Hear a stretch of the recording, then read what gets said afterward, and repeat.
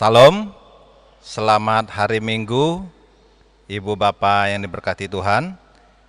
Berita jemaat Minggu tanggal 14 Juni tahun 2020 sebagai berikut. Untuk berita pelayanan, 1.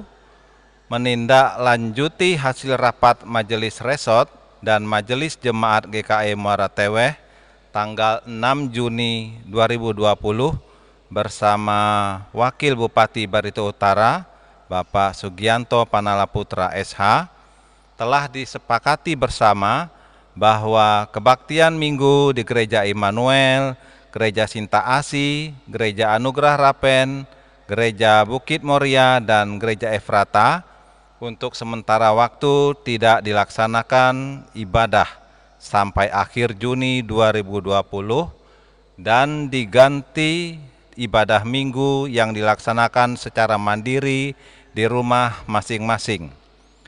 Liturgi dan renungan serta amplop persembahan akan dibagikan kepada warga jemaat melalui pengurus lingkungan masing-masing.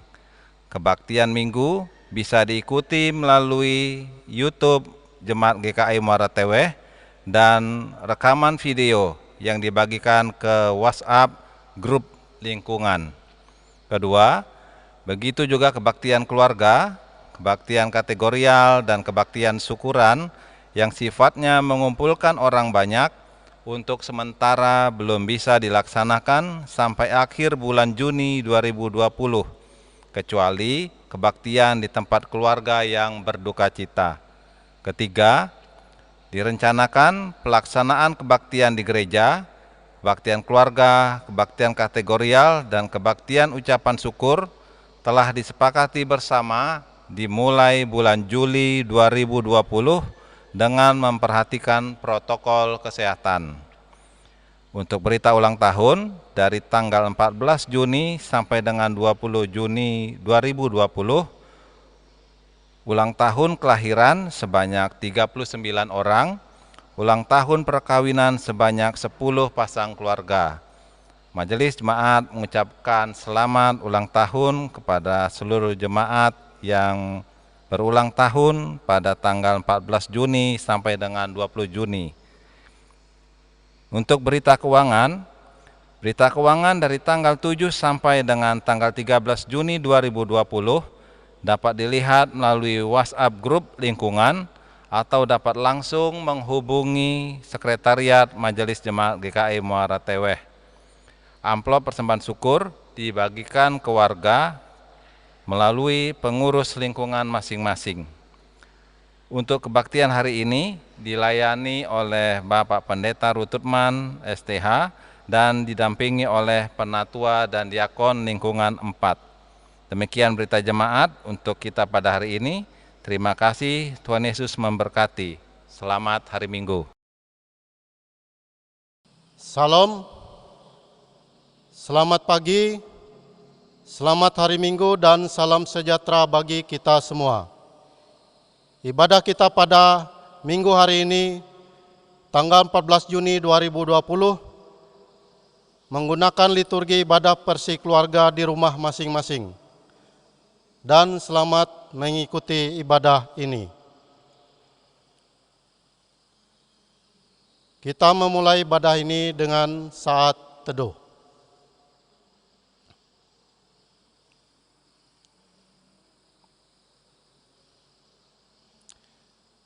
Tahbisan ibadah, jemaat diundang bangkit berdiri. Baiklah, kita tahbiskan ibadah kita. Pertolongan kita adalah dalam nama Tuhan yang menjadikan langit dan bumi. Kasih karunia dan damai sejahtera dari Allah Bapa kita dan dari Tuhan Yesus Kristus menyertai kamu. Amin. Jemaat dipersilakan duduk kembali. Kita menyanyi dari pelengkap Kidung Jemaat nomor 145, bait yang pertama, Aku melangkah ke rumah Tuhan.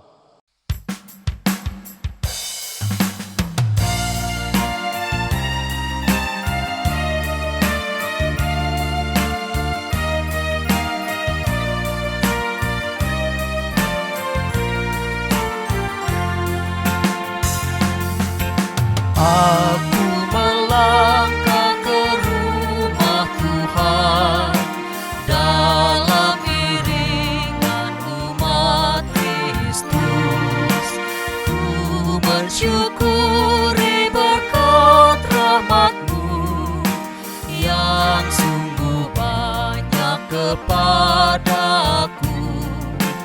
Aku bersyukur kepadamu Tuhan atas berkat-Mu yang Kau limpahkan. Aku bersyukur kepadamu Tuhan atas kasih-Mu yang Kau curahkan.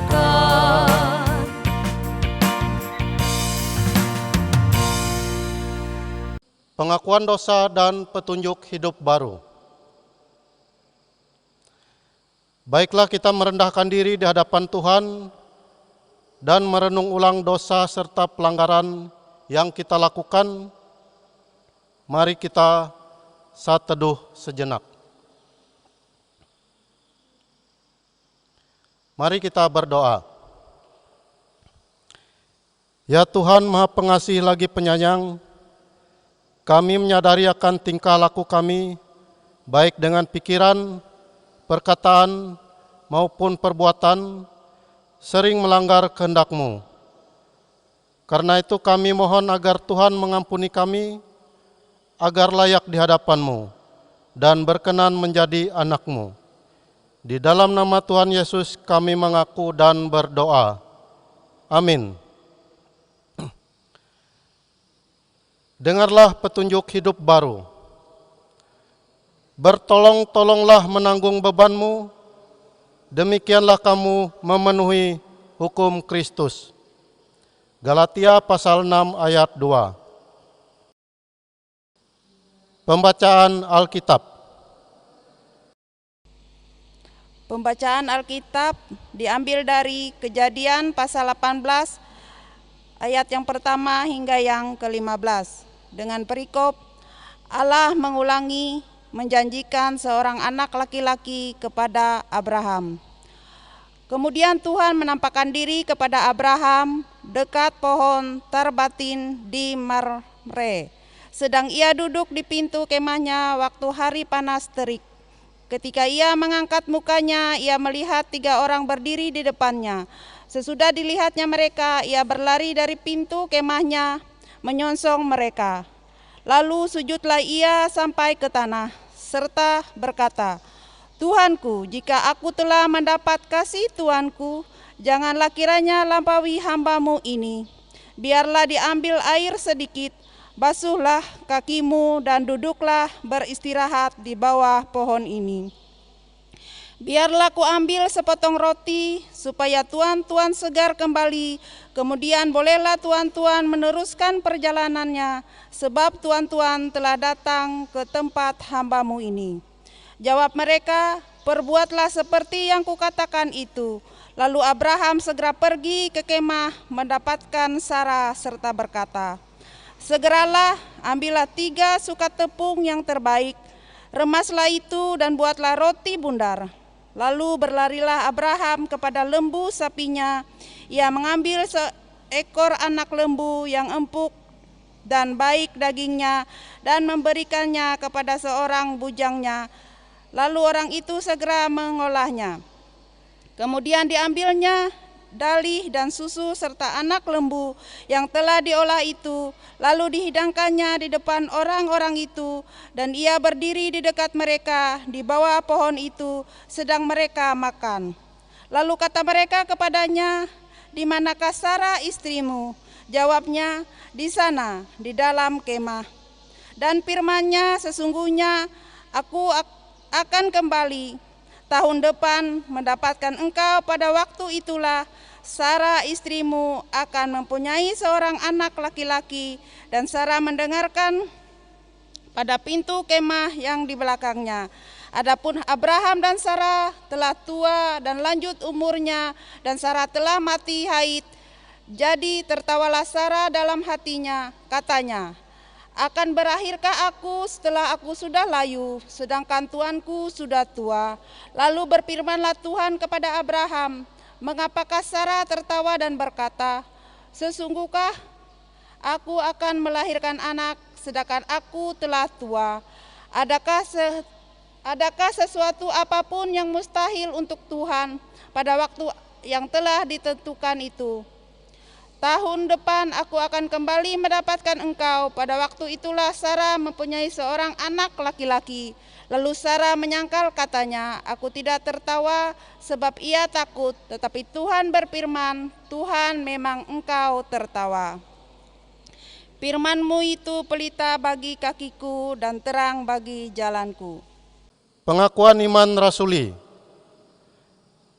Marilah kita bersama-sama dengan sekalian orang percaya di seluruh muka bumi mengikrarkan pengakuan iman rasuli.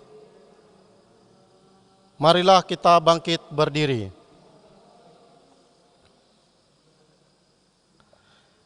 Aku percaya kepada Allah Bapa yang Maha Kuasa, Khalik langit dan bumi, dan pada Yesus Kristus anaknya yang tunggal Tuhan kita, yang dikandung daripada Roh Kudus, lahir dari anak darah Maria, yang menderita di bawah pemerintahan Pontius Pilatus, disalibkan, mati dan dikuburkan, turun ke dalam kerajaan maut.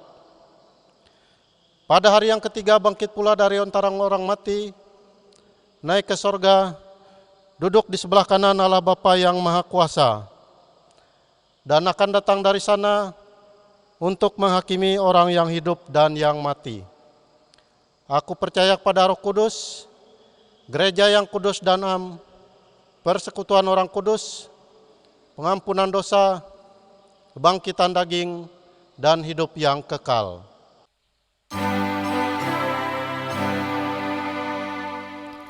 Haleluya, haleluya, haleluya.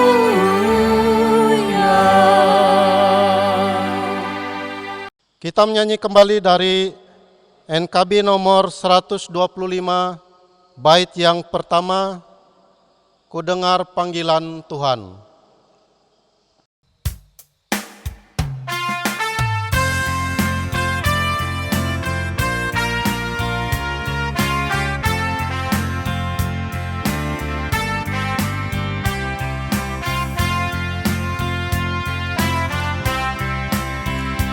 Ku dengar panggilan Tuhan, ku dengar panggilan Tuhan, ku dengar panggilan Tuhan, pikul salib,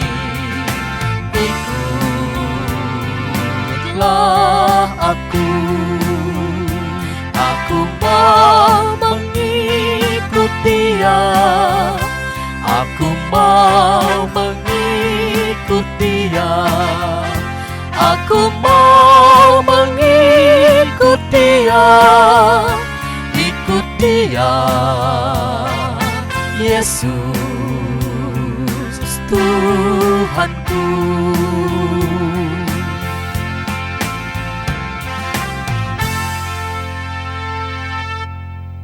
Sebelum pemberitaan firman Tuhan, kita bersama-sama mendengarkan persembahan puji-pujian dari seksi pelayanan pemuda Jemaat GKE Muara Tewe.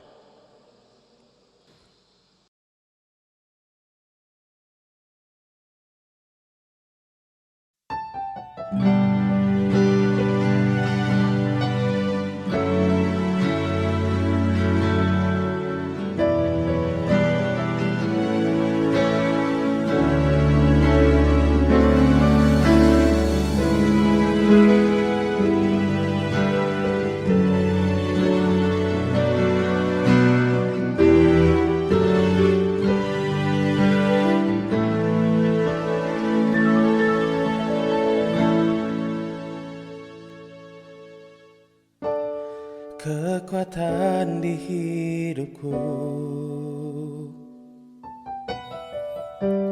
ku dapat di dalam-Mu.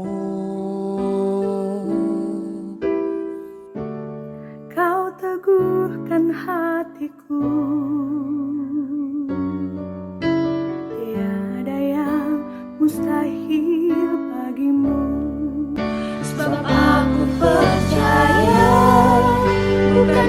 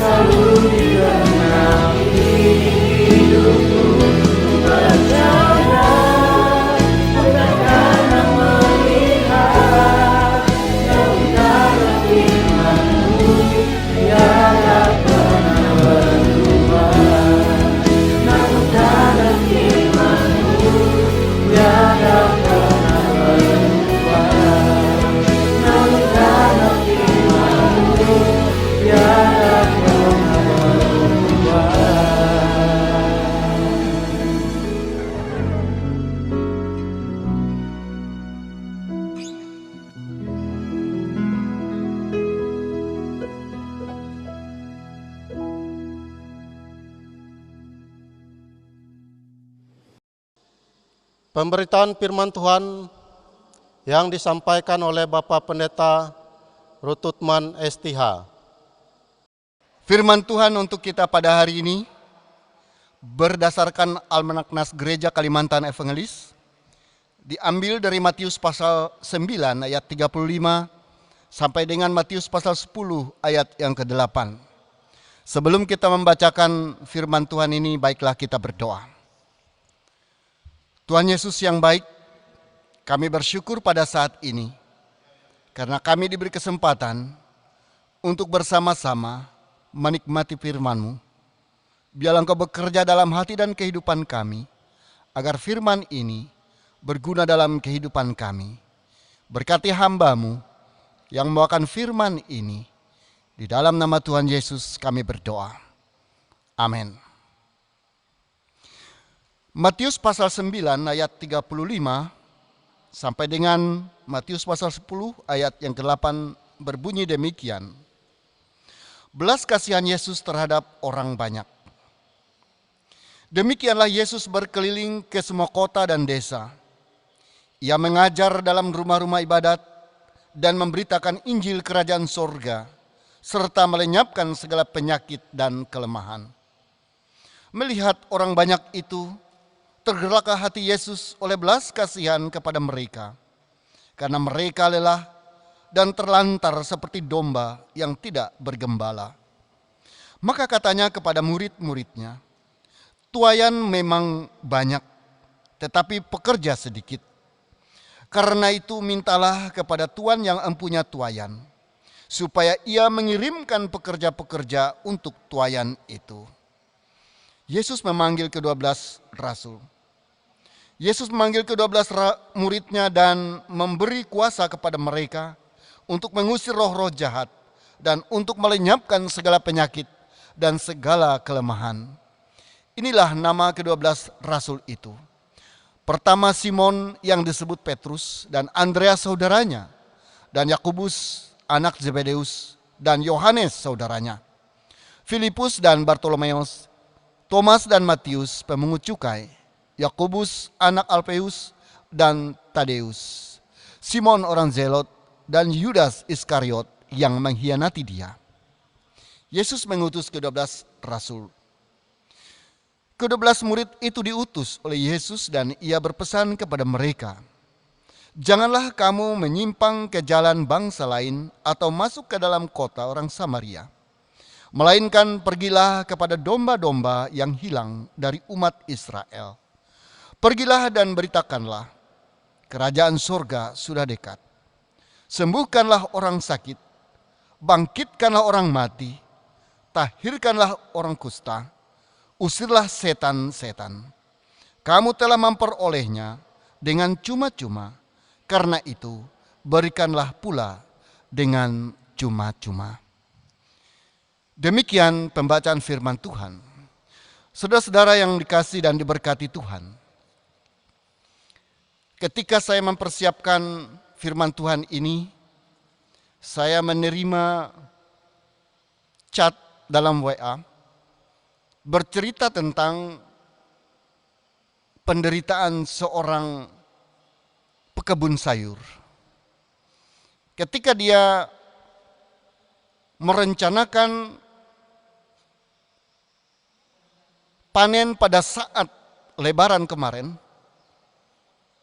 ternyata peristiwa pandemi virus corona ini terjadi. Sehingga bayangan dia untuk mendapat untung dari hasil panen sayurnya menjadi gagal karena orang tidak ada yang membelinya. Ada orang mau membeli tapi dengan harga murah. Sehingga kalau dia kalkulasi ternyata hasil penjualannya tidak sesuai dengan modal yang ia keluarkan. Sehingga ia putuskan untuk tidak menjual panenan sayurnya. Saudara-saudara, keputusan yang ia ambil dalam cerita ini adalah dia berteriak kepada Tuhan. Dia tidak menjual sayurnya kepada manusia, tapi dia ingin menjual sayurnya kepada Tuhan. Bagaimana caranya Bapak Ibu Saudara? Dia memanen sayurnya ini dan dia bagikan kepada orang-orang yang membutuhkan. Dia bagikan ke panti jompo, dia bagikan kepada orang-orang di desa dan orang-orang yang ada di sekitar dia. Singkat cerita, hasil panennya ini habis dia bagikan, selain dia nikmati untuk keluarganya. Saudara-saudara, apa yang terjadi? Peristiwa ini rupanya menyebar luas. Dan orang menceritakan kebaikan dia. Peristiwa yang ia lakukan ini. Dan ternyata Bapak Ibu dan Saudara, ada orang yang peduli terhadap dia. Tidak lama setelah dia membagikan sayur-sayur ini tadi, ada orang menelepon dia, menanyakan apakah dia benar yang membagikan sayur-sayur kepada orang di desanya. Dan dia jawab iya. Dan orang ini mengatakan, saya minta nomor rekeningmu. Mungkin saya bisa membantu untuk membeli bibit kembali. Bapak, Ibu, dan Saudara, kalau dia hitung biaya yang ia keluarkan untuk membeli bibit dan menanam sayur ini menghabiskan 2.500.000. Tetapi apa yang terjadi? Setelah dia memeriksa di rekeningnya dan orang tadi mengirim 10 juta. Ini artinya Bapak Ibu dan Saudara, luar biasa. Dia menjual sayurnya kepada Tuhan. Harganya jauh dari yang ia bayangkan. Ini adalah bagian peristiwa yang terjadi nyata di tengah-tengah masyarakat kita saat ini. Bukankah banyak orang mengalami penderitaan? Banyak orang mengalami masalah, terlebih karena pandemi virus corona ini. Ada orang menderita sakit, bahkan ada yang sampai meninggal. Ada orang tidak bekerja. Ada orang sudah bekerja malah dirumahkan, diberhentikan. Bukankah ini penderitaan yang nyata terjadi saat ini? Saudara-saudara, firman Tuhan pada hari ini mengajarkan kita. Matius pasal 9 ayat 35. Yesus berkeliling melihat orang-orang yang menderita. Dia begitu peduli. Dia melihat penderitaan orang pada waktu itu. Dan hatinya tergerak. Sehingga ia memanggil murid-muridnya dan mengutus mereka agar melayani orang-orang yang menderita ini. Bapak, Ibu, dan saudara-saudara yang dikasih dan diberkati Tuhan. Demikian juga pada saat ini. Apapun penderitaan kita, apapun masalah kita, Yesus juga tetap peduli kepada kita. Kalau pada waktu itu Yesus mengutus muridnya untuk melayani orang yang berkesusahan, pada saat ini kitalah yang diutus Tuhan untuk melayani orang-orang yang mengalami penderitaan. Bapak, Ibu, dan saudara-saudara, kita bisa berbagi sesuai dengan talenta yang ada pada kita, karunia yang Tuhan berikan kepada kita. Kita tidak hanya dengan berkata-kata, tapi harus dengan bertindak menolong orang lain. Lihatlah apa yang terjadi dalam cerita chat di WhatsApp tadi yang saya ceritakan di awal khotbah ini.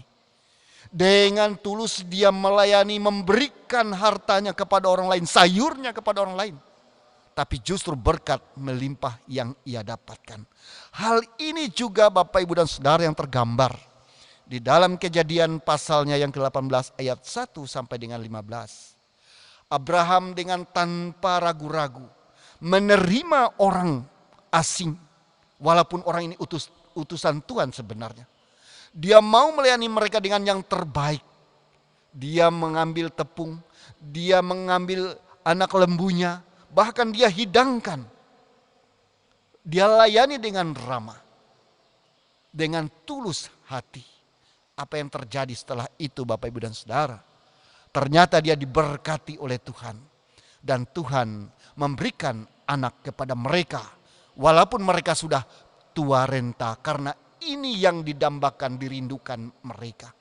Demikian juga Bapak Ibu dan Saudara-saudara, apabila kita mampu melayani sesama kita pada saat sekarang ini tanpa pamrih, maka kita pasti akan diberkati Tuhan. Karena itu jangan takut, mari kita melayani sesama kita. Orang-orang yang bermasalah, kita bisa berdoa, kita doakan mereka. Kita punya materi, kita bantu mereka. Kita punya kemampuan untuk menasehati, mari kita nasihati mereka. Agar mereka kuat menghadapi kenyataan hidup semacam ini. Biarlah Tuhan memberkati kita, memberkati Bapak Ibu dan Saudara, sehingga kita menjadi berkat buat sesama. Amin. Baiklah kita berdoa, menaikkan doa syafaat kita. Kita berdoa. Bapa kami ada di sorga, kami bersyukur pada hari ini. Karena Tuhan sudah memberkati dan menyertai kehidupan kami. Terlebih kami sudah mendengarkan firman-Mu. Biarlah firman ini boleh menguatkan kami, memampukan kami agar menjadi utusan Tuhan buat orang-orang yang mengalami penderitaan akibat pandemi virus corona ini Tuhan. Bapa di sorga, pakailah kami dan utuslah kami agar kami boleh menjadi berkat buat sesama kami. Bagi orang-orang yang mengalami penderitaan Tuhan, Engkau kuatkan mereka. Ada keluarga kehilangan orang-orang yang mereka cintai, kasih, Tuhan hibur, kuatkan mereka. Ada orang yang mengalami sakit, Tuhan pulihkan, Tuhan sembuhkan. Bahkan Tuhan berkati mereka yang ambil bagian dalam tugas pelayanan di masyarakat. Baik mereka tenaga medis, tenaga keamanan. Biarlah Tuhan menolong mereka agar boleh dengan bijaksana melaksanakan tugas mereka. Sehingga masyarakat pun boleh disadarkan untuk mampu bijaksana menghadapi virus corona ini ya Tuhan. Berkati pemerintahan kami, baik tingkat pusat sampai daerah-daerah, agar mereka mampu melaksanakan tugas dan fungsi mereka dengan baik. Sehingga masyarakat kami tetap terayomi menghadapi kenyataan hidup yang semakin sulit saat ini. Bapa di sorga, kami serahkan orang-orang yang Kau percayakan untuk melayani Engkau, apapun itu jabatan mereka, agar apa yang mereka lakukan tidak pernah sia-sia, tapi boleh menguatkan iman pengharapan jemaat-Mu. Kami berdoa buat setiap orang yang berkeluh kesah saat ini. Biarlah Tuhan terus menghibur mereka, ya Bapa. Terima kasih Bapa di sorga, berkati setiap warga jemaat-Mu, dimanapun berada saat ini, apapun keadaan mereka, agar mereka tetap percaya bahwa Tuhan memperhatikan mereka. Terima kasih Bapa di sorga, inilah doa kami yang kami panjatkan di dalam nama Tuhan Yesus Kristus yang sudah mengajar kami berdoa. Bapa kami yang ada di sorga, dikuduskanlah nama-Mu, datanglah kerajaan-Mu, jadilah kehendak-Mu di bumi seperti di sorga. Berikanlah kami pada hari ini makanan kami yang secukupnya, dan ampunilah akan kesalahan kami, seperti kami mengampuni orang bersalah pada kami. Janganlah hamba kami dalam pencobaan, tetapi lepaskanlah kami daripada yang jahat. Karena Engkau yang punya kerajaan dan kuasa dan kemuliaan sampai selama-lamanya. Amin. Sekarang ada kesempatan bagi kita untuk menyampaikan persembahan syukur kita. Sebagai nas pengantar persembahan diambil dari Kisah Para Rasul pasal 20 ayat 35 yang berbunyi demikian. Dalam segala sesuatu telah kuberikan contoh kepada kamu, bahwa dengan bekerja demikian, kita harus membantu orang-orang yang lemah dan harus mengingat perkataan Tuhan Yesus. Sebab Ia sendiri telah mengatakan, adalah lebih baik memberi daripada menerima.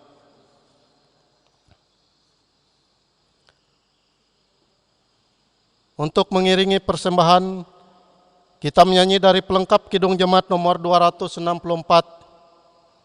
bait yang pertama dan seterusnya, apalah arti ibadahmu.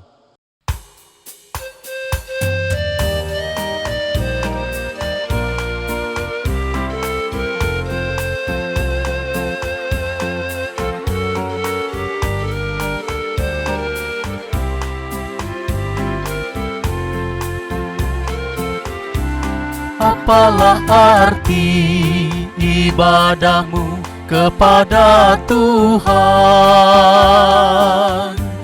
bila tiada rela sujud dan syukur? Apalah arti ibadahmu kepada Tuhan bila tiada hati tulus dan syukur? Ibadah sejati jadikanlah persembahan. Ibadah sejati kasihilah sesamamu. Ibadah sejati yang berkenan bagi Tuhan, jujur dan tulus ibadah murni bagi Tuhan. Kita menerima berkat Tuhan, jemaat diundang bangkit berdiri. Saudara-saudara, baiklah kita akhiri ibadah kita dengan menerima berkat Tuhan. Tuhan memberkati dan melindungi kita. Tuhan menyinari kita dengan wajah-Nya dan memberi kita kasih karunia. Tuhan menghadapkan wajah-Nya kepada kita dan memberi kita damai sejahtera. Amin.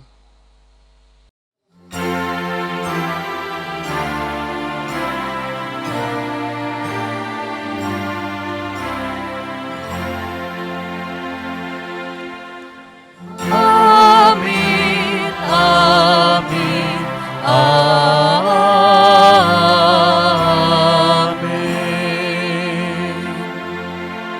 Demikianlah ibadah telah selesai. Tuhan Yesus memberkati. Shalom.